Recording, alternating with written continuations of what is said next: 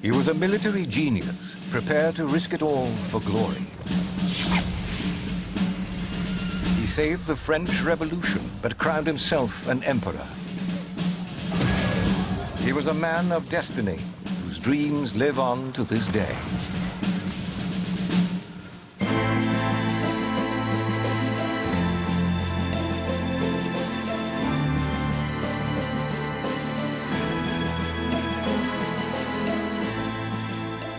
Napoleon Bonaparte was born on the island of Corsica in August 1769. His father, Charles, a minor noble, and his mother, Laetitia, were both Corsican nationalists and hugely ambitious for their large family. You've got to think of it like a clan living in this remote island, surrounded by banditry, smuggling, crime, freedom from France, vendettas against the next village. This is the world in which the young Napoleon and his extended family, his clan, grows up in. The young Napoleon was always passionate about politics. He greatly admired the ideals of the Corsican resistance leader, Paoli, a friend of his father. But there was a power struggle between the families, and the Bonapartes had to flee Corsica for France in 1778. Napoleon was enrolled in the Royal Military Academy, dreaming of glory in battle. He was in for a rude awakening. He's scorned by his classmates, the aristocratic ancien regime of France, the young aristocrats, and they scorn this Corsican peasant who thinks he's an aristocrat, but actually is a provincial, a boorish provincial, a foreigner, an outsider with a chip on his shoulder, and he carries that through life. This scorn just redoubled his ambition. The young Napoleon pored over military texts and became an expert gunner. But unlike other students, he also devoured the radical political writings of the day. He was a genuinely cultivated man. And that's a very rare achievement in a French soldier coming out of a military academy full of rich but thick nobles. So he stands out in that respect. I think as a man who is that little bit ahead of his time. The French Revolution destroyed the old order, with the king and much of the aristocracy led to the guillotine. But the revolution, led by Robespierre, also gave Napoleon an opportunity to be politically involved. Napoleon and his brother get in with Robespierre's crowd. And in fact, when Robespierre is overthrown, in 1794, Napoleon himself is in jail, awaiting execution. And it's only a last-minute reprieve that gets him off. In 1794, we could have easily had no Napoleon at all. Napoleon's escape from the guillotine reinforced his sense of destiny. Taking up arms in the cause of the Republic, his mastery of artillery helped to drive the British fleet out of the naval stronghold at Toulon. It was a remarkable victory. Napoleon was rewarded with a promotion to Brigadier General and was hailed a hero in Paris. But he did not neglect his political ambitions. He aligned himself with Paul Barras, who was involved with a society beauty, Rose de Beauharnais, later better known as Josephine. Suddenly, this young man of destiny falls head over heels in love with this woman, 6 years older than he, who is the mistress of his political protector, Barras, and Napoleon falls for her big time. It's the big love of Napoleon's life. Josephine was a noblewoman born in the French West Indies. Her husband had been executed during the Revolution. She herself just escaped the guillotine and was released from prison with her 2 children. Josephine and Napoleon became lovers, but his military duties meant he was often absent. I think she liked men, and she couldn't afford to be really faithful, because she wanted to have a man near her, and she had lovers, and he knew that, and he was very, very jealous and very unhappy. And he wrote a lot of letters about that. There are many days when you don't write to me. No, my darling, I am not jealous. Come soon. You are coming, aren't you? You are going to be here beside me, in my arms, on my breast, on my lips. he changes her name at the time. It was no more Rose, she was no more Rose, but she was Josephine, because her second name was Rose Joseph, and he chooses to call her Josephine. In 1796, Napoleon married Josephine. His wedding present to her was a gold medallion inscribed, "To Destiny." 2 days later, he left for war in Italy. His next big appointment is when he's made a general at a very young age. He's only in his late 20s. This is suddenly where his career accelerates, where he stepped out of the shadows and he's given the command of the army of Italy. Napoleon entered Italy with only 38,000 men and faced 63,000 Austrians and their allies, the Piedmontese. He crushed their troops with lightning attacks and drove the Austrians out of Italy. It's in northern Italy in 1796 that the core of Napoleon's reputation is established. He drives the Austrians completely out of the northern plains of Italy and establishes himself there almost as a mini emperor. He sets up his court in Milan, he signs a treaty illegally, he hasn't got the government's authority back in Paris, with the Austrians, and he sets up on his own account the Cisalpine Republic. If you stop and think about it, it's absolutely remarkable. I mean, nowadays, it would be as if Stormin Norman had conquered Kuwait and decided to keep it from himself and not hand it back to anybody. That is effectively what Napoleon did. And that is really the marker now that's laid down for the rest of his career. The French government was now determined to control this ambitious general. Now, the French for a long time have had a scheme to embarrass the British and then move into Egypt. And so here's the ideal moment to get this potentially difficult general, this source of another revolution, a coup, out of the country. So Napoleon is sent to Egypt. He's very happy to go there with instructions effectively to bring back loot. Napoleon hoped to disrupt British trade routes to India with the Egyptian campaign. He had an overwhelming victory at the Battle of the Pyramids. He shows himself again to be a very good military commander. He just takes on what was then the Turkish army in Egypt, the Mamelukes, a largely cavalry formation. He just takes them out in a spectacular battle of the Pyramids. As ever, Napoleon was as keen on ruling as he was on winning. He settled down to make peace with the local leaders. Napoleon is a very adept administrator, and he's trying to work with the local administration, which is Islamic, Muslim, contemporary resonances there. And one of the proposals that's made to him, if the army will convert to Islam, then he can rule Egypt, say the local Mamelukes. Napoleon works out that this means circumcising all his soldiers and banning wine.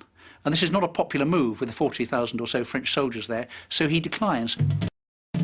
Napoleon's victories increased his fame and sense of destiny. Egyptian culture became all the rage in Paris. He sent back the famous obelisk of the Place de la Concorde and the Rosetta Stone, which unlocked the mysteries of the hieroglyphs. I was full of brilliant dreams. I saw myself founding a new religion, marching into Asia riding an elephant, a turban on my head, and in my hand, the new Koran. But Napoleon had bad news from the front.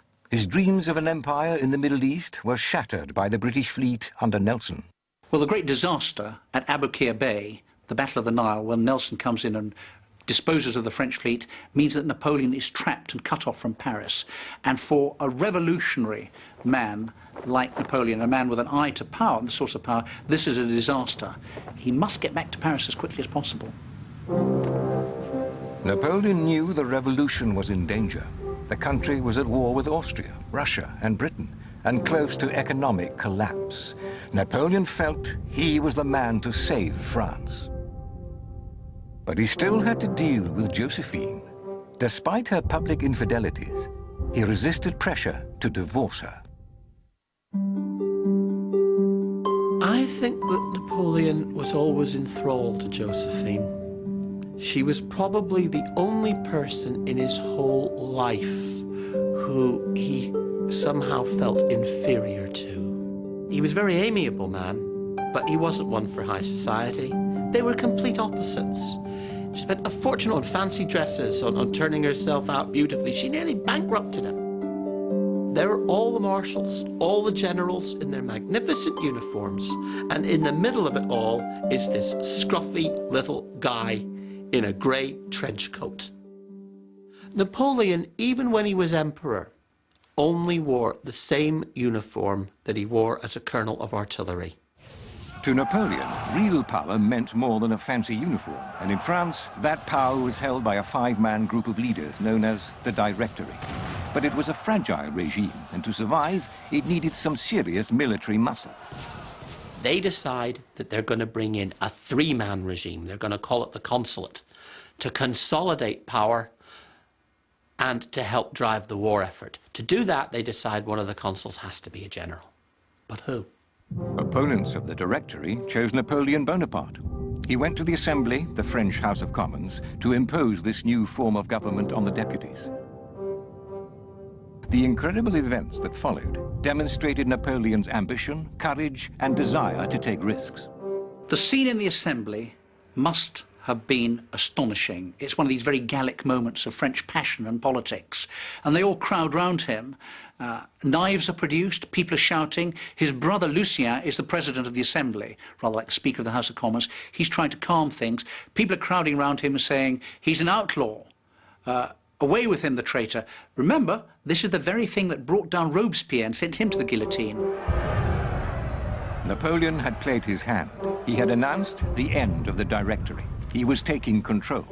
But his whole life was hanging in the balance. Then, suddenly, his brother Lucien rushed in with a squad of grenadiers, their bayonets fixed.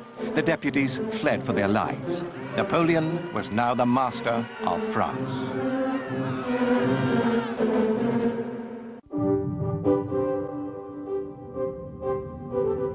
In February 1800, aged just 30, Napoleon Bonaparte was officially declared first consul of France. The deputies had fled for their lives in the face of the grenadiers. It was an astonishing, though bloodless coup that had toppled the Directory. But even with political and military control of France, still it was not enough for Napoleon. Napoleon realizes that the only way he can consolidate his power is to actually have a dynasty. He's dealing with the crowned heads of Europe. It takes one bullet to get rid of everything he's achieved. So Napoleon decides to turn the family firm into a royal family firm. And he has himself crowned emperor in order to guarantee, and this is a Republican mind, a child of the Revolution, in order to guarantee a hereditary succession. Napoleon returned France to a monarchy after it had gone through the most bloody revolution. France had become tired of chaos. The army, the people, and even the judiciary approved of Napoleon and believed he would lead France, in Napoleon's own words, to conquer the world. Napoleon's coronation took place in 1804 and was sanctified by Pope Pius VII. Napoleon crowned himself with golden laurel leaves and made Josephine his empress. But not everyone was thrilled with this development. By 1804, 1805, the crowned heads of Europe are becoming very twitchy indeed. The French Revolution was bad enough, but now they've got a resurgent France with a powerful military genius at its head and just about to sweep over, and he does, sweep over the whole of the continent of Europe, exporting the revolution on his bayonets. He terrifies the rest of Europe. The British waged a fierce propaganda war against Napoleon and ridiculed him in the press. The crowned heads of Europe saw him as a usurper, an upstart. And so for Napoleon and France, this meant war on several fronts. His plans to invade Britain were dashed by his defeat at the Battle of Trafalgar. With the destruction of the French fleet, he focused his attention on controlling the continent. Russia, Austria, and Britain formed a coalition against him in 1805. The stage was now set for one of history's greatest campaigns. Napoleon, immediately when he realizes he can't achieve his goal of invading Britain, invading England, he marches across Europe and he fights this extraordinary battle at Austerlitz, blows away the Austrians and the Russians, and then embarks on this remarkable conquest, dominating the whole of Europe. Puts his brothers on the throne, and everywhere it happens, he takes over Germany, Westphalia, Holland, Switzerland, northern Italy. He moves into Poland, He's always on the march. They're expanding. Despite this series of brilliant campaigns and the fact that his family were now on many of the thrones of Europe, Napoleon himself was still without an heir. He decided that he must divorce Josephine and pursue a marital alliance with one of the great European dynasties. He gets his chance in 1809, when, for reasons best known to themselves, the Austrians decide to take Napoleon on again. And they are well and truly crushed. It's a very hard-fought campaign, but Napoleon wins it. He now has the Austrians completely at his mercy. And basically, one of the conditions for peace was that Napoleon marries Marie-Louise, who's the daughter of the Habsburg Emperor, Napoleon's old rival and enemy, Francis I. So at that point, Josephine has to go. Josephine left the Tuileries Palace forever to live at their old marital home at Malmaison. She was given the title Queen of Navarre and furnished with an exorbitant allowance. Despite her treatment, she and Napoleon remained close friends. Marie-Louise bore Napoleon a son within the first year of their marriage, and little Napoleon was crowned King of Rome. But Napoleon's dream of a Europe united against Britain was under threat. Napoleon wants to create a great pan-European blockade to basically kill British exports and to starve Britain out. He needs Russia to help him there. And for a time it works.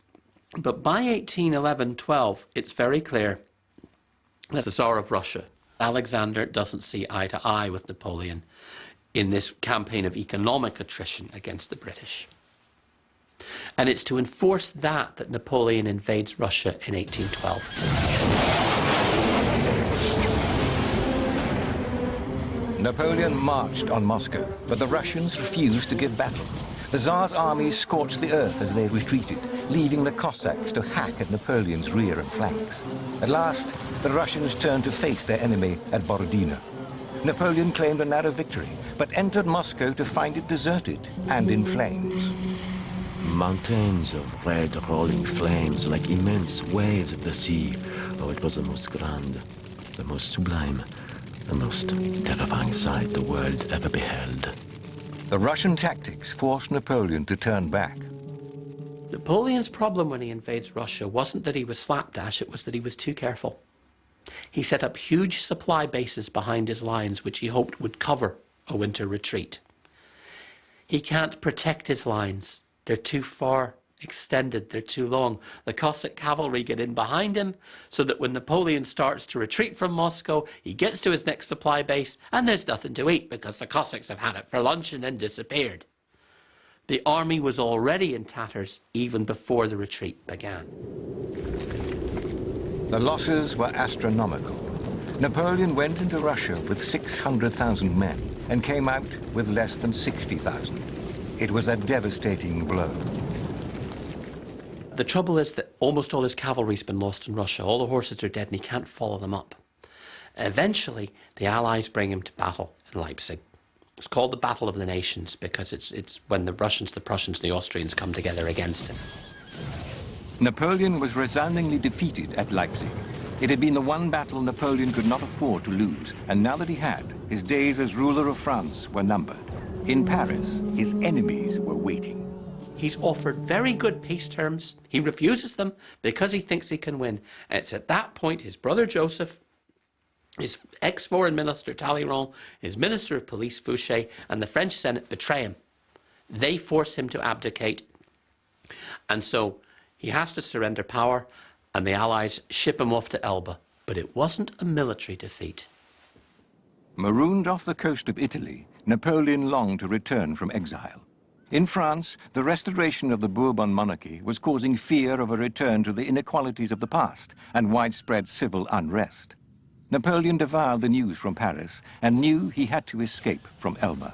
The Allies, it would seem, had vastly underestimated their man. Napoleon, being Napoleon, decides to take a chance. He simply hijacks an English ship with some of his guard and sets out for the French coast. When the news gets out that he's back, Louis XVIII sends down one of Napoleon's oldest friends, Marshal Ney, guy who's been with Napoleon from the beginning. Ney tells Louis XVIII that he'll bring Napoleon back in an iron cage. When he comes face to face with him, he just breaks down and cries and takes his troops over. That's the beginning. A vast crowd cheered his arrival at the Tuileries Palace. The army immediately rallied to him. Napoleon knew he would need every soldier he could muster because the British and Prussian armies were in Belgium, preparing to strike. Waterloo would be the setting for Napoleon's final conflict. The Waterloo Campaign is Napoleon's last gambler's throw. He stakes everything on the Army of the North, smashing up to Brussels and getting between the Prussians and the British-led coalition with the Dutch. Napoleon attacks, as Wellington says, damn me, the fellow's just a mere pounder after all. He tries the only tactics he can, hey diddle diddle, straight up the middle, bash a hole with his artillery. It doesn't work. From that moment on, he's doomed. The Anglo-Prussian army eventually close like a trap on him. And then it's a rout. Napoleon immediately fled back to Paris. He thought he could go on, but he had not bargained on the final act of betrayal by his ministers. They forced him to abdicate. Napoleon Bonaparte surrendered himself to Captain Maitland of the British Royal Navy, who introduced him to his men as the greatest man the world has ever produced. But despite the kind words, the Allies were taking no chances with Napoleon this time.